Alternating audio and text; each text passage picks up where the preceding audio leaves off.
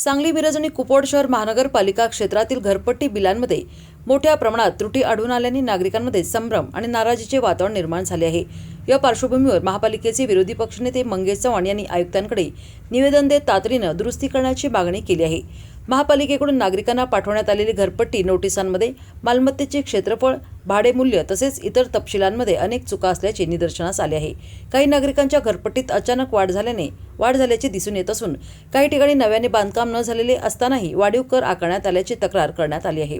याशिवाय काही ठिकाणी मालमत्तेचे चुकीचे वर्गीकरण झाल्याने कर आकारणीमध्ये तफावत निर्माण झाली आहे। त्यामुळे नागरिकांना आर्थिक फटका बसण्याची शक्यता व्यक्त केली जात आहे।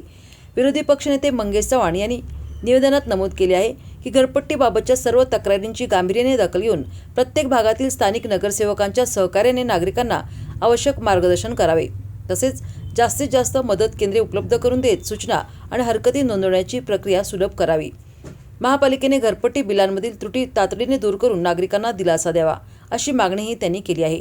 नागरिकांच्या अडचणी लक्षात घेऊन प्रशासनाने लवकरात लवकर योग्य ती कारवाई करावी, अशी अपेक्षा व्यक्त होत आहे।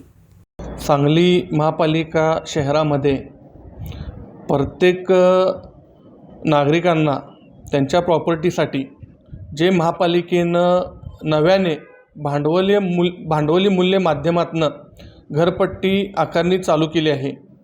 ह्या आकारणी बाबतीत नागरिकांच्यामध्ये प्रचंड संभ्रम अवस्था निर्माण झाली आहे आणि ही संभ्रम अवस्था समजून घेण्यासाठी, दूर करण्यासाठी आम्ही महापालिका आयुक्तांकडं अशी मागणी केली आहे की हरकती घेण्यासाठी महापालिकेनं 21 दिवसाची मुदत दिली होती, तर ही मुदत वाढवून किमान 1 महिन्याची मुदत द्यावी, अशी मागणी आम्ही पत्राद्वारे केली आहे।